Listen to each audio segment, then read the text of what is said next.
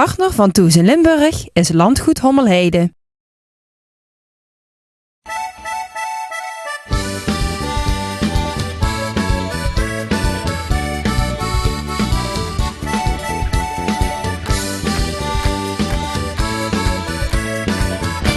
Goedendag en welkom bij weer een nieuwe aflevering van Thuis in Limburg, hier vanaf Hommelheide in Susteren. Vandaag weer een gevarieerde show. Zo heb ik Jacques Poels en Jacques Hagens te gast van Rowenaise. Zij presenteren morgen namelijk hun nieuwe album getiteld Geel. Verder volop aandacht voor het wildste festival van het zuiden, de Knastercross en muziek van Elvis Presley. Nou is hij al een aantal jaren dood, 35 jaar precies.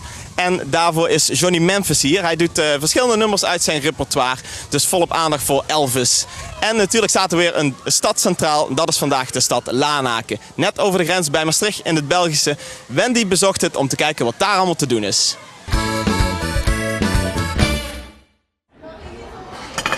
Nou, zo'n bakje koffie dat smaakt natuurlijk wel lekker op het terras. En het is niet zomaar een bakje koffie, namelijk een Belgisch bakje koffie. Ik zit hier namelijk gezellig in Lanaken op het terras. En er zijn ook een hele hoop leuke dorpjes omheen. Namelijk Veldwezelt en Smeermaas. Dat zijn echt van die typische Belgische namen. Ik vind het zelf ook wel apart. En ik ga eens even kijken hoe de sfeer hier is. Want echt een kwart van de mensen die hier komen, dat zijn gewoon allemaal Nederlanders. Ze wonen hier, ze werken hier, ze komen voor het toerisme en natuurlijk om te shoppen. En ik ga ook even kijken hoe het hier is.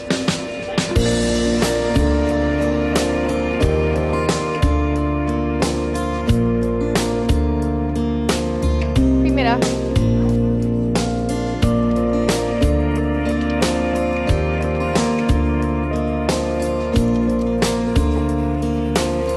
Is deze leuk?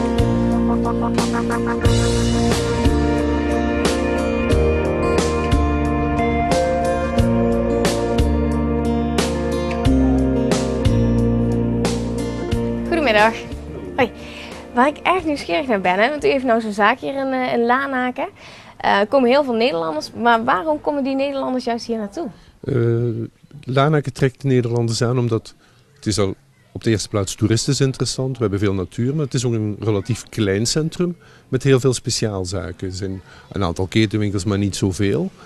Heel veel speciaalzaken ook op modegebied en andere gebieden met hele goede service, zeggen we zelf. Maar ook een heel parkeervriendelijk klimaat. Je hoeft hier niet te betalen om te parkeren. En de horeca, de terrasjes, de sfeer, de gezelligheid, het Bourgondische van België, dat trekt wel aan. Ja, maar als u nou kijkt naar de Belgische klanten en de Nederlandse klanten, wat is daar, zit er verschil in? Daar zit een groot verschil in. We hebben van de ene kant de Nederlanders die hier wonen en die zijn ook vrij groot in aantal. We hebben natuurlijk ook de Nederlanders die van over de grens hier naartoe komen, zoals we daar juist al zeiden. Maar Nederlanders zijn vooral veel doelgerichter, zijn ook mondiger, maar waarderen enorm de aanpak van de winkeliers hier. Nou staat Lanaken erom bekend dat ze eigenlijk normaal gesproken heel goed bereikbaar zijn, ook voor de mensen. Maar op dit moment ligt er toch iets anders. We zijn inderdaad nu in een situatie dat door de afbraak van de brug in Briegde de N78 onderbroken is. Waardoor de bereikbaarheid vanuit Tongeren, Veldwezelt, Maastricht, van die kant heel moeilijk wordt voor 6 maanden. Van de andere kant, door de goede omleidingswegen en met een beetje goede wil van de mensen die toch naar hier willen komen, stellen wij daar als handelaars, zowel in Briegde als Veldwezelt met een actie. Doen wij hier in Lanaken ook een actie en worden de mensen beloond met een tombola-actie. Iedere maand een grote prijs en we eindigen in oktober met een auto die kan gewonnen worden. Terwijl ze heel U bent een beetje rond het snuffelen hier? Ja, ik kan wel eens kijken. Ik vind het altijd wel prettig om eens te weten wat een ander in huis heeft. Wij komen uit Nederland en dan zeg je, nou, wat hebben die Belgen nou anders dan wij? Niet zoveel hoor, maar, Nee, het verschil niet zoveel. maar wel keuze hebben jullie. Meer keuze hebben jullie. Op lijstjesgebied is er dus, als ik zo zie, veel meer dan bij ons. Ik denk dat de Belgen misschien meer op de kast hebben staan dan wij. Wie weet.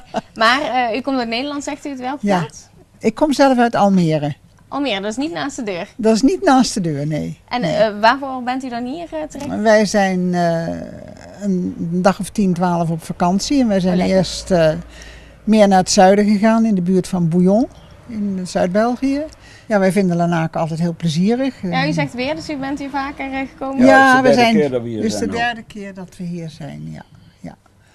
En waarom gaat u iedere keer terug naar deze plek? Nou, A is de camping heel plezierig. Hij is ruim van opzet en het is geen camping met toeters en bellen, om het zo maar te zeggen. En wij vinden zelf Lanaken heel plezierig en de hele ambiance is goed hier. Nou, ik noemde het er straks al dat er natuurlijk veel meer plaatsen zijn in de gemeente Lanaken, waaronder Veldwezelt. En daar ga ik ook even een kijkje nemen.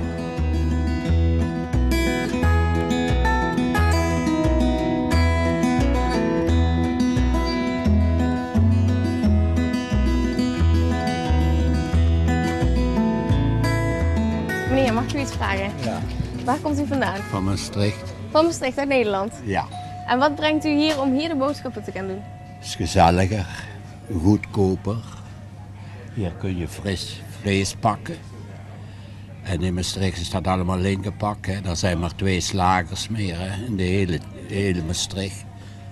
Wat Ja. maakt dit zoveel gezelliger dan? Ja, de mensen zijn leuker hè. En ook ja, in Maastricht zeggen ze als je wat vraagt. Hè, ja, daarachter maar gang 3 of 4. Hè. Ja, en dat is dan niet zo leuk allemaal. Hè. Hier gaat het wat gemoedelijker dan. Heel moeilijker. En hoe lang komt u hier dan al? Oh,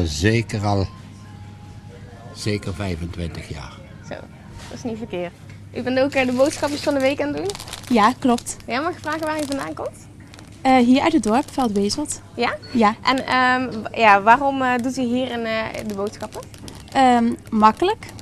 Maar ja, je wordt heel goed geholpen, heel persoonlijk. En ja, tegenwoordig hebben we een extraatje. We kunnen zelfs een cruise winnen met boodschappen Echt waar? doen. Ja, ja, Zo, eerder kon je al een auto winnen, hier kun je een cruise Ja. winnen. Wat moet je daarvoor doen? boodschappen doen. Gewoon boodschappen doen. Gewoon boodschappen doen en ook bij de winkels die erbij aangesloten zijn. En dan krijg je een kaartje en stempeltjes. En ja, als je kaartje volgens lever je hem in. Maar u klinkt niet alsof u van hier komt. Nee, dat klopt. Ik kom oorspronkelijk, in ieder geval geboren in Rotterdam. In Rotterdam? Ja. En wat brengt u dan naar deze plaats? Ja, dat is een goeie. Ja, de liefde, hè? Ja, de ja, liefde? ja, ja. En verder, wat brengt de omgeving? Ik woon hier heel graag voor de kinderen. Het is toch vlak bij het centrum van Maastricht. Maar toch heb je de rust hier. Toch echt nog een beetje een dorpsgevoel. Voor de kinderen rustig. En ja, het is gewoon prettig wonen. En zeker ook alle dingen die je hebt zijn gewoon in de buurt.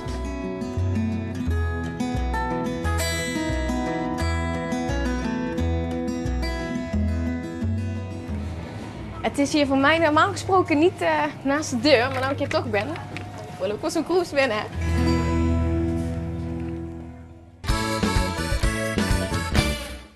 Ja, een aantal weken geleden ontvingen we deze knikker op de redactie. Een gele knikker en we hadden natuurlijk geen idee waar dat van was.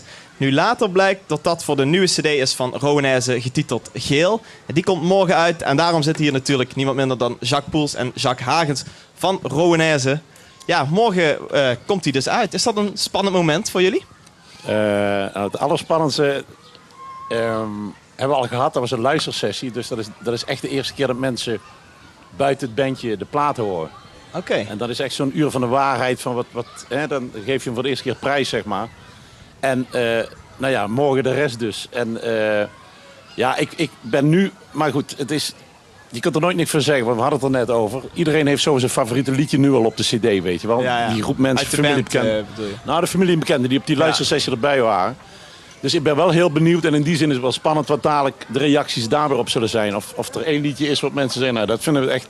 Of dat het net zoals het nu gaat echt heel verdeeld is over de plaat, zeg Oké. maar. En in hoeverre luisteren jullie dan naar die fans? Als die zeggen dat liedje vinden we te gek, wordt dat dan ook de single? Of? Nou, de single was al bepaald door onszelf eigenlijk. Ja. En, maar verder rest moeten we toch weer afwachten. Maar het mooie van nou vind ik, dat iedereen heeft wel... Niet allemaal één nummer, maar allemaal hebben ze een ander nummer. Oké. En dat vind ik eigenlijk nog wel best van de cd. Want dan weet je zeker dat de rest ook goed is. Ja, precies. Dat het niet één nummer is dat piekt en de rest Ja. er een beetje achteraan komt. Ja, precies. Oké. Dat probeerde ik ook te zeggen net, maar dat lukte mij niet volgens mij. Goed, Hij is het mooi geformuleerd. Goed dat je het mee bent gekomen. Jacques, wat voor een plaat is het geworden als je hem zou moeten omschrijven? Echt weer een Rowenaise plaat in die zin dat het het is wel een heel kleurrijke plaat geworden. Er zijn wel heel veel verschillende dingen staan erop. Het snellere lied. Nou ja, eigenlijk is het ja, zoals vaak bij Rowenaise is. Polka's, maar ook Ierse uitstapjes, Balkan dingen en langzame liedjes. Allemaal liedjes zoals we eigenlijk al 27 jaar maken. Maar dan weer weer gegroeid en weer net een stapje verder. En weer net iets volwassener allemaal. Dus het is Rowenhezen, maar dan 27 jaar verder. Zeg. Ja, want je merkt ook aan jezelf tot het steeds beter wordt. Dat je zelf na 27 jaar nog steeds aan het ontwikkelen bent. Als bandje wel, vind ik. We hebben gisteravond stonden we in Gorinchem. En dat was de derde na de vakantie. En normaal hebben we een hele lange opstart nodig om weer een beetje... Maar dat gaat nu steeds sneller. We zijn wel beter op elkaar ingespeeld. Ook door al die theateroptredens waar je heel goed op elkaar moet letten. Ja. Dus iedereen heeft aan een half woord genoeg tegenwoordig. Okay. Dus in die zin zijn we ook beter gaan spelen. Door die theaters en door al zo lang bij elkaar te zijn. En ja, we voelen elkaar wel goed aan op de bühne. Ja, het is gewoon 27 jaar ervaring. Dat merk je uiteindelijk wel, neem ik aan. Ja, dat is zo, absoluut.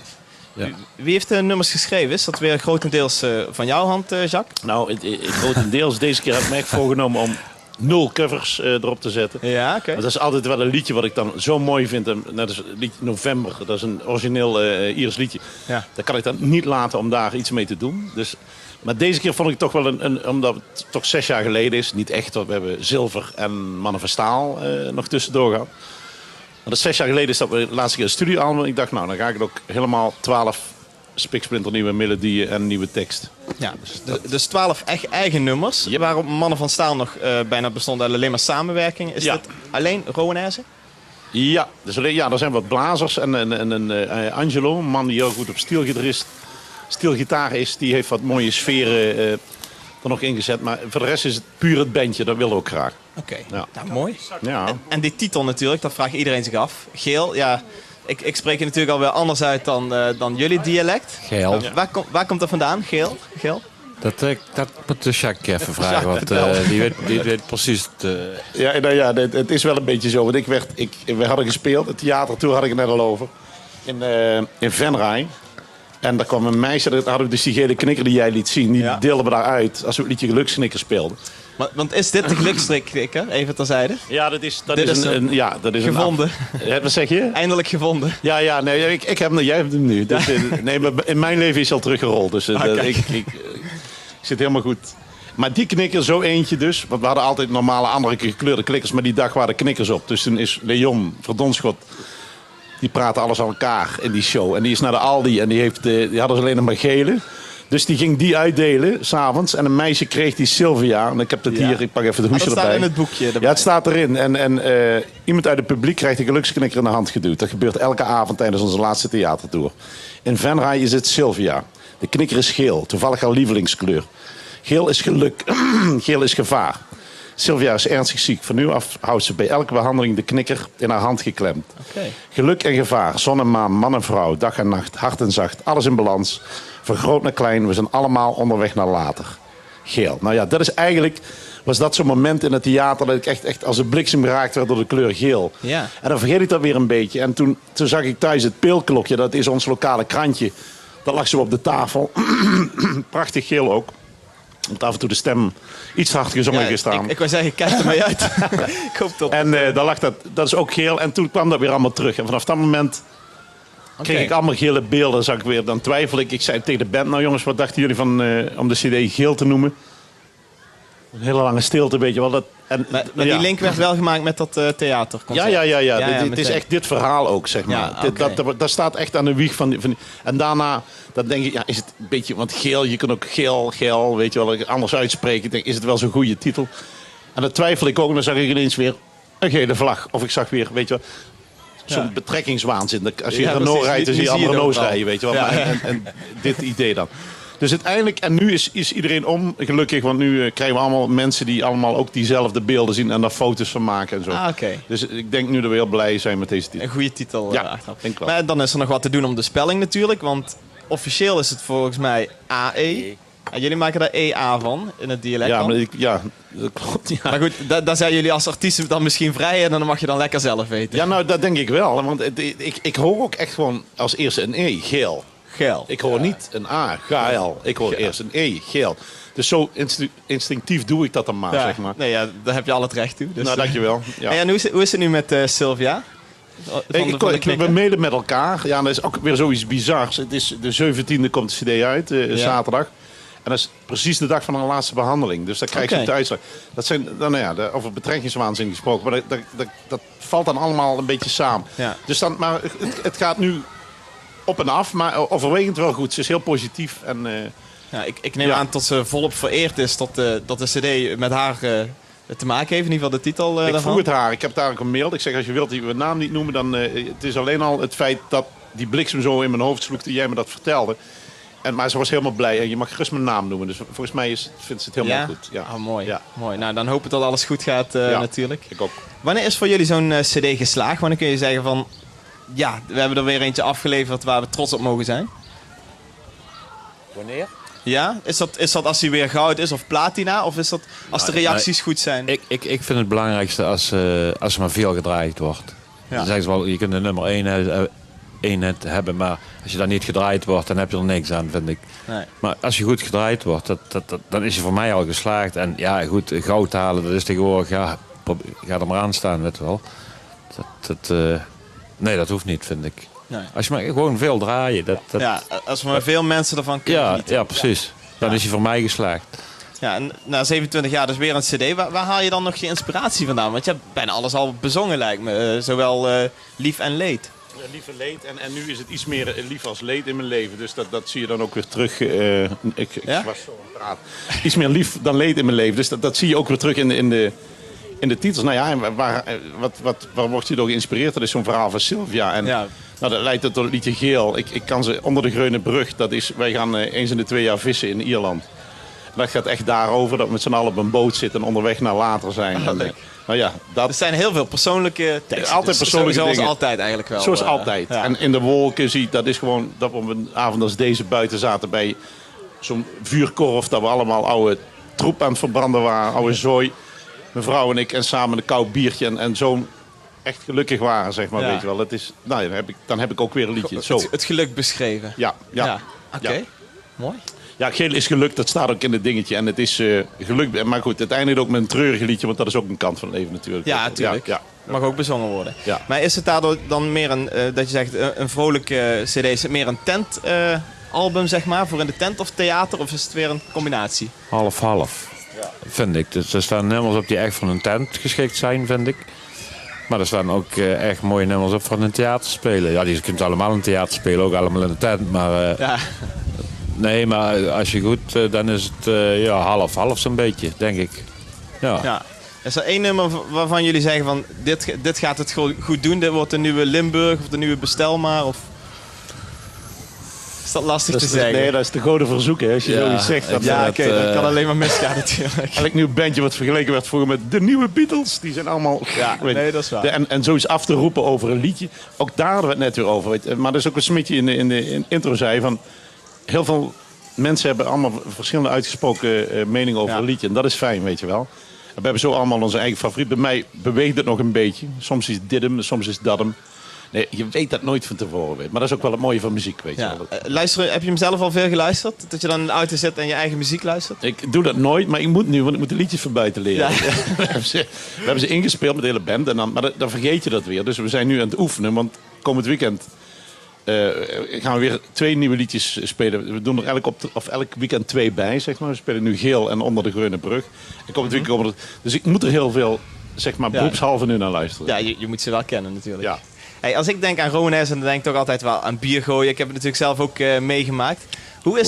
Hoe is dat ooit begonnen?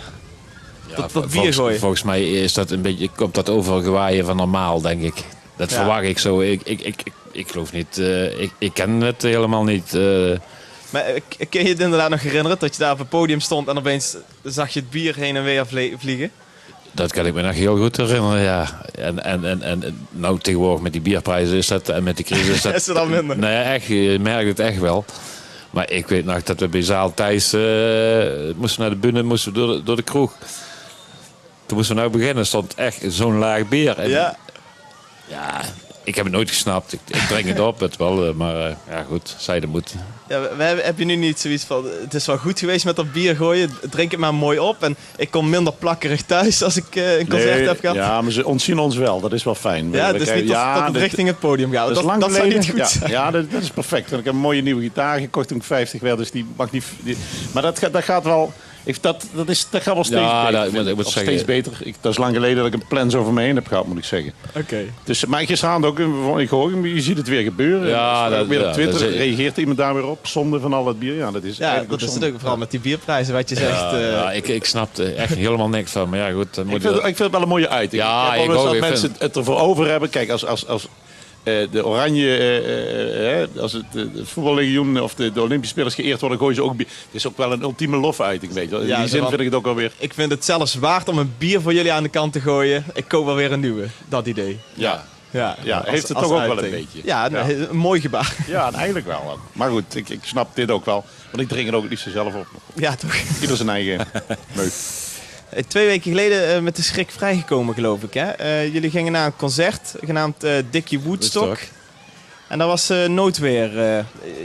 Jullie stonden nog op een punt om te beginnen, geloof ik? Nee, we waren meestal 10 minuten voordat we er aankomen. Dan wordt er even gebeld van we komen eraan. Mm-hmm. En toen was het al zo, bijna zwart die lucht. En het viel er echt met bakken uit. En geef mij Rudy, maar die zat toevallig in de bus. Onze manager. Ja. En ik kreeg de tourmanager eraan. Ja, ik draai me om, de tent is omgewaaid. Ja, toen zijn we toch maar even gaan kijken. Ja, dat was echt een ravage. Ja, was bijna pukkelpop tafereel. Ja. Geen doden gevallen, maar die tent is dus opgetild en weggewaaid. Ja. Vlak voordat jullie moesten spelen. Maar de apparatuur en de crew van jullie, die was er al. Ja, die was daar. Daarom zijn we ook even doorgereden om te kijken hoe het met de crew ging. Ja. Maar het podium, dit was de tent. Ja. En het podium stond hier. En dit 3/4 is gewoon echt helemaal als een plumpudding ingezakt. Weggewaaid. En hier stond het podium, hier stond de crew ook. Dus, en dankzij het feit dat daar alles bleef staan, is ramp. De ramp was geweest.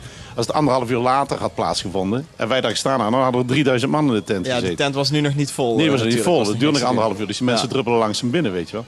Dan had ik het niet mee willen maken. Nee, natuurlijk niet. Nee. Maar en de crew ook ongedeerd? Dus? Ongedeerd, ja. En het instrumentarium valt gelukkig ook heel erg mee. Dus achteraf hebben we massa gehad. Ja, en dat zei ze daar ook. Dus, Oké, maar de apparatuur en zo, hoe is het daarmee? Is goed. Je gitaar die je voor je 50ste had gekocht? Dat wist ik die avond al, dat daar niks mee gebeurd was. Dus, ja. Dus is toch wel, naast natuurlijk die mensen, wat nog belangrijker is het ook je instrumenten, je trompet en zo. Ja, nee, die neem ik altijd mee naar huis. Dus. Nee, ja, maar, die ligt onder je kussen. Onder kussen nog net, maar die gaat goed. Nee, maar goed, de Rodies die hadden net de gitaar eraf kunnen halen. Dus, Oké. Dan wisten we het ook. Ze zeiden, die hebben er afgegrist. Kijk, een mengtafel is ook erg, maar je eigen instrument, dat is toch net vervelender ben je aan gehecht, natuurlijk. Maar dat is pas achteraf. Toen was echt, want goddomme, we zaten in de bus. Hè, Twitter, alle batterijen van de telefoons waren leeg onderhand, weet je wel. Dat was gewonnen. Je weet niet wat er aan de hand is, weet je wel. Dat was echt super spannend, weet je wel. Ja, vooral met dat pukkelpop van vorig jaar aan het achterhoofd. Ja, en je zag het, weet je wel. En je zag ook mensen daar verdwaasd rondlopen en bebloeden. Dus dat was onze eerste zorg, weet je. Die apparatuur komt later wel, weet je wel. Precies. En gezicht ook. Hey, in november is het weer zover, hè? Het slotconcert. Ja.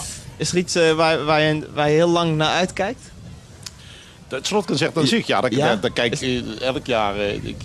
Wij wonen allemaal in een meer. En als ik zo langs het weiland rijd, dan krijg je weer een lichte trilling in de buik, weet je wel. Dat zit er weer aan te komen. Ja, dadelijk staat hier weer een tent, joekel zo groot, weet je wel. En dan gebeurt het weer. En dan gaan al die Amerikanen weer meehelpen, al die vrijwilligers, weet je wel. Ik vind het zo'n fijn gebeuren elk jaar weer, weet je wel. Maar is dat anders om voor het thuispubliek te spelen? Ja, het is wel in Amerika, maar het is niet echt thuispubliek. Ik bedoel, ze komen van Texel tot, noem maar op, heel Nederland. En dat vind ik dan wel apart, dat zeg maar heel Nederland naar die bij ons in het dorp komt. Dat vind ik geweldig. Ja. Maar je wilt ook goed doen inderdaad voor die mensen komen. Ja, nee, maar het klopt precies, maar die mensen komen, maar je wil ook niet dat het dorp teleurgesteld is. Nee. Maar je moet toch weer naar de spar de dag daarna, weet je wel. En ze vertellen het je wel in Amerika, weet je wel. Als het niet goed is. Klonk niet, weet je wel. Was niet overstop. Maar dat zijn we gewend. Dat kunnen we wel tegen, weet je wel. Dat vind ik ook goed dat ze dat doen, weet je. Dus, maar als het dan goed is, dan hoor je ze eigenlijk...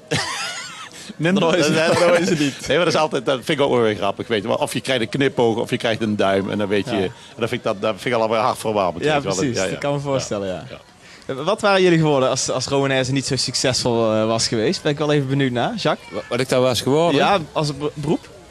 Ik heb altijd gemetseld. Gemetseld? Ja. Oké, dan had je huis aan elkaar Als ik dat gemetseld. nou nachts zou gedaan hebben, dat weet ik niet. Maar ik heb er nooit geen hekel aan gehad. Maar ja, toevallig... kwam dit op je pad? Ja, dat vind ik toch nog net iets... net iets leuker. Net iets leuker, ja. En wat jij, Jacques? Ik was grafisch ontwerper. Ik had de opleiding afgerond. En ja, dat. Ik heb ook een eigen bedrijf gehad heel lang. Dit soort dingen maken, hoesjes. Ja, En maak je ze nu ook zelf? Ja, ik schilder. Ik ben erbij betrokken. Denk in Venlo, die maken het. Die zetten het helemaal in elkaar. Die verzinnen allemaal van dit soort leuke dingen. En... maar nee, ik ben er wel heel nauw bij betrokken. Dat vind ik wel perfect, mijn rol daar zo in. Weet je, op afstand een beetje meedenken en de t-shirts en alles. Maar zij zijn heel oorspronkelijk qua denken en qua creativiteit. Dus dat is goede handen bij hen. Dus dat doe ik niet meer. En mijn creativiteit, dat gaat nu, wat je zegt, op acryl op het doek. Ja, dat sta ik heel graag te doen. Ja. Even heel wat anders. Het is vandaag 35 jaar geleden dat Elvis stierf. Hebben jullie iets met Elvis? De muziek? Misschien als artiest zijnde hoe hij op het podium bewoog? Ik vind hem nou beter als toen hij leefde. Ja, dat klinkt misschien lullig, maar ik vond het toen zo'n man met allemaal zijn pak aan, met zijn kraaltjes erop. Ik had daar niks mee, maar ja, hij is toch wel een vakman, absoluut. Ja, dus je kunt het niet meer waarderen? Ja, ik heb precies hetzelfde. Ik had vroeger een beetje Elvis, weet je wel. En nu, maar dat komt ook door mijn vrouw, die is helemaal gek van Elvis. Okay. Dus ik ben erin meegegaan en ze is echt fan, weet je wel. Ja, en, die hard fan. Die hard, want we hebben naar het graf gestaan en, in Graceland 2 jaar geleden. En ja, jongens, dan is het huilen. En echt, maar dat vind ik dan zo prachtig om te zien dat iemand zo idolaat is van iemand, weet je wel. Ja. En Elvis, nou... Dus ik ben daarmee besmet. En ik heb hetzelfde als Smitje. Ik denk, het is een kloon. Weet je, wat is het nou met dat pak? Weet je, ik snap het niet. En ik vond het zo over de top allemaal. Maar nu, ik vind het zo geweldig. En ja, dan heb je ook zijn plek gezien waar hij de laatste avond voor zijn dood piano zat te spelen. Nou ja, noem maar op. Graceland, allemaal. Hou je het dan droog of geldt dat alleen voor je vrouw die dan nog... Ja, dat geldt alleen voor mijn vrouw. Maar ik sta er dan wel met mijn bek vol tanden naast, zeg maar, weet je wel. Ja. En ik heb ook een schilderij. Ik heb nu Elvis geschilderd vorig jaar. Dus in die zin is die alsnog in mijn leven gekomen. Ik waardeer dat nu heel erg. Ik vind het prachtig. Ja. Nou, om hem een beetje te herdenken, 35 jaar na zijn dood, hebben wij Johnny Memphis uitgenodigd. En hij gaat het nummer van hem zingen, Don't Be Cruel.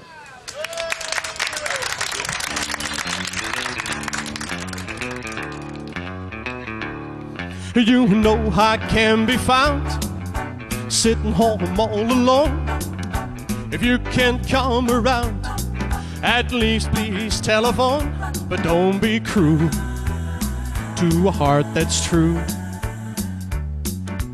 Baby, if I made you mad for something that I might have said, please let's forget in the past. The future looks bright ahead. Don't be cruel to a heart that's true. I don't want no other lover. Baby, it's just you I'm thinking of. Don't stop to thinking of me. Don't you make me feel this way. Come on, let me hear you love me. You know what I want you to say. Don't be cruel to a heart that's true. Why should we be apart? I really love you, baby. Cross my heart. Let's walk up to the preacher and let us say I do. Then you'll know you'll have me, and there's no wonder I'll have you. Don't be cruel to a heart that's true. I don't want no other lover. Baby, it's just you I'm thinking of. Don't be cruel to a heart that's true. Don't be cruel to a heart that's true. I don't want no other lover. Baby, it's just you I'm thinking of.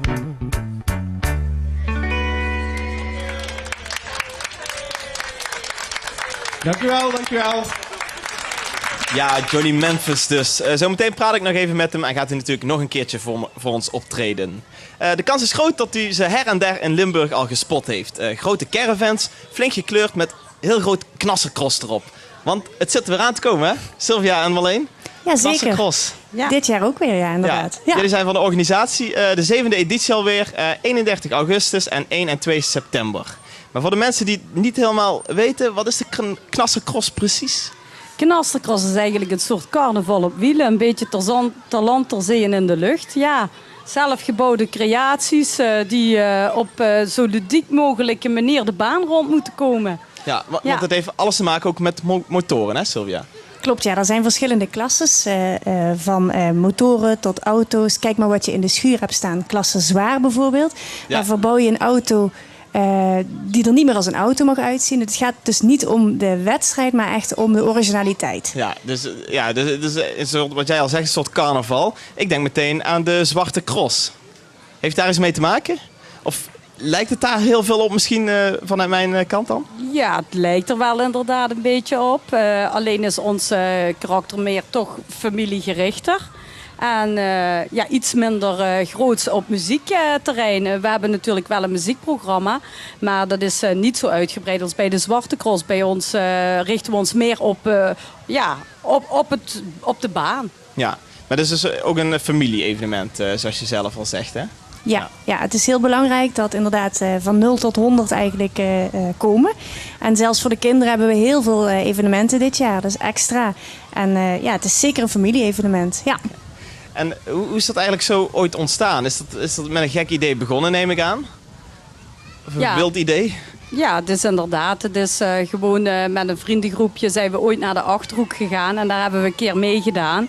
En toen hadden we zoiets van, kunnen we zelf eigenlijk misschien ook wel eens in het zuiden gaan proberen. En zo is het eigenlijk begonnen met een stukje land. En boeren gevraagd of ze mee wilden werken. En wat mensen gevraagd, willen jullie meedoen? En zo is het ontstaan. Ja, en ieder jaar hangt er een ludiek thema aan. En dit jaar het thema? Dit jaar is het thema Tour of Duty. Dus het thema leger. En er zijn allerlei spectaculaire dingen die wij gaan doen. Bijvoorbeeld, we hebben een grote baan, een wipe-out baan, waar je als deelnemer van het leger, als soldaat, aan kunt deelnemen. Op de baan zullen er een aantal spectaculaire dingetjes voorkomen die we nog niet helemaal kunnen verklappen. Oei. Goed.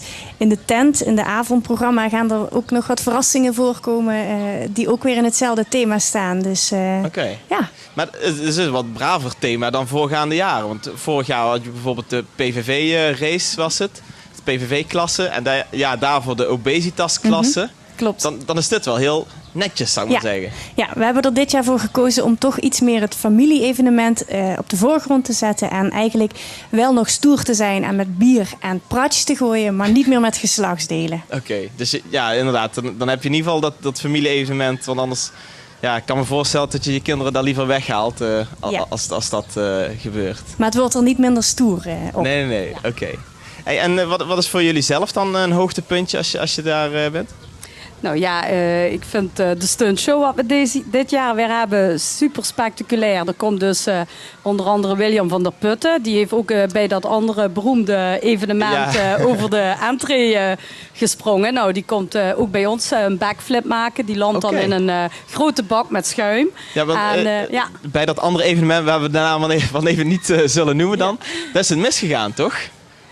Daar is het een klein beetje misgegaan, ja. Maar hij is wel nog in staat om het hij heeft niet zoveel gebroken dat hij er bij ons niet kan staan. Dus, nee, gelukkig maar. Ja. En nog meer, wat is jouw hoogtepunt? Wat gaat je hoogtepunt worden? Het speciale van dit jaar is dat we een nieuwe klasse hebben bedacht. En dat is de achteruitrijklasse. We zijn heel erg benieuwd hoe dat gaat lopen. Dus het is niet de bedoeling dat je de auto ombouwt, maar je moet echt achteruit rijden. Je mag niet bijvoorbeeld het stuur aan de andere kant gaan zetten. Nee, dat is niet de bedoeling. Nee.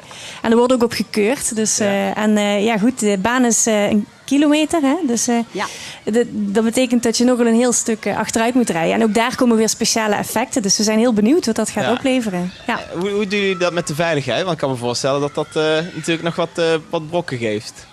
Nou, we hebben best wel veel chicanes erin gebouwd en flink met bochten gewerkt om de snelheid eruit te halen. We hebben een dubbele afzetting. We hebben 15 meter blijft het publiek eigenlijk van de baan af. Daar staan vlaggers die goed geïnstrueerd zijn. Camping- of paddockgasten krijgen ook, of deelnemers dan onder andere, die krijgen een goede beschrijving waar ze op moeten letten en waar ze zich aan moeten houden. En ja, daar doen we alles aan. Ja, veiligheid voorop. Ja, precies. Het is wel een veilig evenement. Het blijft natuurlijk een familie-evenement en ongelukken wil je uitsluiten natuurlijk. Ja, en het gaat ook niet om de snelheid, hè? Het gaat om de originaliteit. Ja, want is er dan uiteindelijk ook een winnaar? De meest originele wordt gekozen door een vakjury dan? Of hoe moet ik het zien? Ja, er is een vakjury aanwezig en die gaat ook op originaliteit onder andere testen. En er zijn een aantal kandidaten die op de jurylijst staan. En ook daar kunnen we nog niet al te veel over vertellen. Kun je niet vertellen wie jury is? Nee, dat blijft geheim. Dan krijgen we allemaal die omkooppraktijken. Dat willen we niet. Dat moet je niet hebben. Nee. En het thema Tour of Duty, kan me voorstellen dat straks met tanks aankomen. Of is dat niet de bedoeling? Ja, dat zou onder andere kunnen, ja. Maar laat je verrassen. Ja, er wordt wel iets met tanks en rupsvoertuigen en zo. Er zijn mensen al een half jaar bezig met bouwen. En, dus, hoeveel deelnemers verwachten jullie dit jaar? We hebben meer dan 600 deelnemers. Oké, dat is alweer meer dan vorig jaar. Toen was het 500 nog iets, geloof ik. Hè? Dat klopt. Ja. Dus jullie zijn ook groeiende daarin? Ja, we hebben een klasse toegevoegd. Dat krijg je natuurlijk al uiteraard dat je al meer deelnemers hebt. Ja. Maar ook je ziet hoe populair het is. 7 minuten waren we in de kijk maar wat je in je schuur hebt staan klasse zwaar. Waren we uitverkocht. Die moet je misschien even uitleggen. Kijk maar wat je in je schuur hebt staan klasse. Ja, je kijkt in je schuur en je denkt, wat staat daar? Een auto, een tractor, ik gebruik het niet. Wat kan ik daarvan maken? Nou, en dan pak je met een paar vrienden bij elkaar en dan ga je wat knutselen en wat met een kratje bier 's avonds bij elkaar komen. Ja, en zo is dat eigenlijk ontstaan. Oké, dus bij elkaar geraapte rotzooi bijna en daarmee rij je dan, als het maar een motor heeft. Als het maar een motor heeft en als je maar niet meer kunt zien dat het op een auto lijkt. Het moet wel echt omgebouwd zijn. Dat is het criterium. Ja. Okay. Ja, en dit jaar dus 600 deelnemers, maar het is niet heel makkelijk om daartussen te komen, geloof ik, hè, Sylvia? Nee, dat klopt. Het is een hele uitdaging. We hebben een tijd, in april kon je inschrijven. En toen hebben we het ook bekendgemaakt van een bepaalde datum. Om 11:55 kon je inschrijven. Ja. En goed, iedereen zit dan achter de pc. Dit jaar kon je via de website gewoon inschrijven en dan meteen via Ideal betalen. En ja goed, je zag het gewoon, de teller zag je zo oplopen. En als je erbij bent, heb je geluk. En ben je er niet bij, dan helaas. Ze krijgen ook smeekbeden aan omkopingen. Maar dan weet je in ieder geval dat je iets goed doet. Ja. En waar komen die zo vandaan? Is dat vooral Limburg of ook verder dan dat? Ja, ze komen eigenlijk wel uit het hele land. Maar het grotendeel is wel Midden-Limburg. En ook een gedeelte van Zuid-Limburg. En een stukje van België, een stukje van Duitsland. Ja, het is eigenlijk redelijk regionaal. Ja. Oké, mooi toch? Ja. Rijden jullie zelf ook nog mee? Ja, ik sla een jaartje over. Wel gedaan dus? Ja. Als wat of in wat? In een auto in het thema Dumb en Dumper waren we. We hadden hem met stof bekleed. En het was het hondje van Dumb en Dumper. Ja, misschien bekend of niet. Hem. En die kon ook een pootje optillen en dan het publiek nat maken en zo. Dus dat was wel leuk. Ja. Maar ik sla dit jaar een jaartje Dit jaar over. even niet... Nee, ik ben zwanger. Dus ja, dat is niet zo verstandig dat zou ik niet doen. Nee. En wat jij, Marleen? Ja, ik ga daar niet tussen die gekken in rijden, hoor. Nee? Liever niet. Liever niet. Nee. Nou ja, jullie houden je bezig met de organisatie. Ja. 31 en 1 en 2 september is het zover, de 7e editie. Dus ik zou zeggen, in Geul, iedereen kan daarbij zijn, neem ik aan. Er zijn nog kaarten. Er zijn zeker kaarten via de website te koop. www.knasterkos.eu. Daar kun je de kaartjes kopen en dan ben je welkom. Oké, perfect. Nou, dank je voor de aanwezigheid hier. Dank je wel. Ja, en wij gaan weer even verder met Lanaken, de stad die vandaag centraal staat. Dat is namelijk een plekje, domein Pietersheim heet dat. En dat is helemaal in het teken van recreatie. En ook daar ging Wendy natuurlijk eventjes kijken. Ja, dag Wendy. Hallo. Ik neem je mee vandaag eens doorheen domein Pietersheim. Ja? Er valt hier van alles te beleven. We zijn hier nu op de kinderboerderij. Een mooie speeltuin, veel dieren, uiteraard boerderijdieren, want daar draait het bij onze kinderboerderij om. Ja, het is 80 hectare groot, dus dit is nog maar een heel klein stukje. Ik wou net zeggen, het is immens groot hier. Ja, inderdaad. Ik stel voor dat we eens even naar de speeltuin lopen. Oh, dat is goed. Want ja, het weer is misschien de laatste tijd wel iets minder, maar in Pietersheim schijnt altijd de zon. Ik wou net zeggen, er zijn genoeg kinderen hier. En we hè? hebben heel veel kinderen. Nou, laten we gaan. Ja.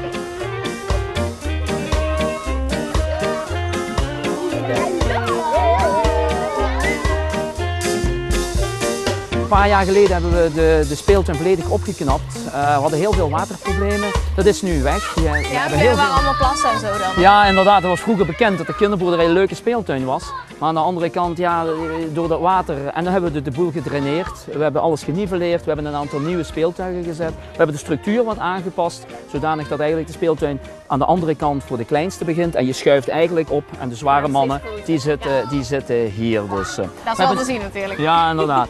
En ja, wat we ook gedaan hebben is om een aantal toestellen in te plannen. Ook voor kinderen met een handicap. Geen speciale toestellen die alleen bestemd zijn voor kinderen met een handicap, maar ook maar kinderen die geen handicap hebben, waar ook op kunnen spelen. Dus dat zie je er niet zo 1, 2, 3 aan. Nee, inderdaad. En dan kunnen die ook samen spelen, want anders dan ga je die weer in een hoekje duwen. Ja. En dat hoeft helemaal niet. En wat hebben we gedaan? We hebben een parcours aangelegd en tussen een aantal speeltuigen en kunnen kinderen met de rolstoel dat parcours doen en ze komen diverse speeltuigen tegen waar ze op zithoogte een aantal spelletjes kunnen doen. En ja, dat loopt eigenlijk heel goed. Ja, dat is wel een mooie manier dat ze dan toch op die manier samen kunnen spelen. Ja, inderdaad. En een beetje de integratie van kinderen met handicap en zonder handicap.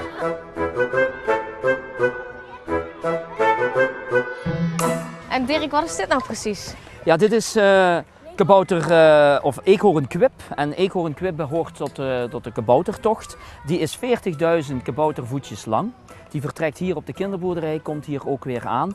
Tussendoor kun je leuke opdrachten doen, zoals spelen met zijn muziekinstrument. Dus midden in het bos kom je eens een heel groot muziekinstrument tegen. Ja. Je kunt koken in een hele grote kookpot, natuurlijk met natuurlijk materiaal, bijvoorbeeld bladeren, takjes. En dan gaan de kinderen zelf koken. En het concept is zo opgemaakt dat het een hele kabouterfamilie is, waar eekhoornkwip de vriend als huizes is. En ook elke kabouter heeft zijn eigen karakter. Zo hebben we bijvoorbeeld Knoep, dat is de stoute.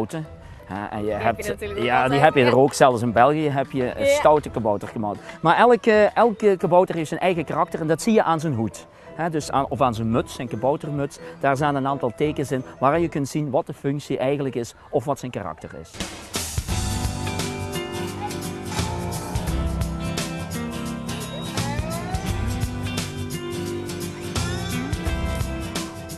Nou, we gaan even kijken naar het huis van Lotte en Giel, een stal met ongeveer 20 inheemse kippen- en konijnenrassen.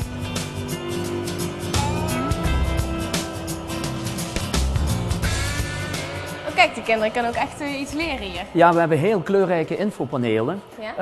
Hebben we geplaatst. Aan één kant zitten eigenlijk alle de kippen en aan de andere kant zitten de konijnen. En ja, je moet gewoon volgen. Je begint aan start en ja, per bord vertelt informatie over de kippen.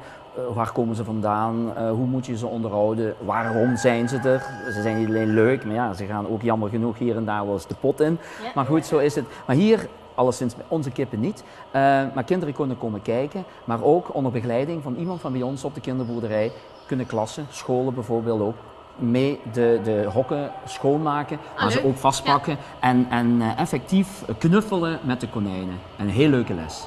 Hier krijg je echt zeker een dag wel mee vol als ik dat zo zie. Ja, inderdaad. En als je wil kun je hier ook overnachten op de kinderboerderij. We hebben namelijk een verblijfscentrum. En daar is een groepsaccommodatie waar je van 20 personen tot 68 personen hier kunt overnachten. Zo. Het is heel basic, maar het zijn mooie kamertjes met bad en toilet op de kamer. Ja, als natuurlijk scholen is dat ideaal, want die kunnen deelnemen aan boerderij- en natuuractiviteiten. Je kunt de gids inschakelen om het domein te bekijken. Je kunt uiteraard de burcht gaan bekijken, want ik stel voor dat we daar ook naartoe gaan, want het is wel aan de andere kant van het domein, dus we moeten even wandelen. Oh, dat is goed.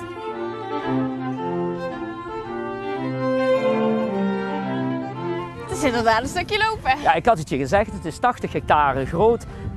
Maar ja, er is geen fiets bij de hand. We hebben zeker fietsen, we verhuren ook fietsen. Maar ja, het is mooi weer. Ja, dat is waar. En we zijn er. En we zijn er toch, kijk eens mooi. Het is inderdaad heel indrukwekkend hier hoor, wat je hier ziet. Ja, het is prachtig. Ja. We staan hier dus op de 12e eeuwse waterburcht Pietersheim. Hier is Lanaken ontstaan, hier is Pietersheim ontstaan. En het is een versterkte waterburcht. De heren van Pietersheim hebben hier jaren gewoond, vanaf 1200 tot tussen 1400 en 1500. Toen is het domein via huwelijkspolitiek overgegaan naar de familie de Merode. Ook een belangrijk, bekende naam, klinkende naam in Europa.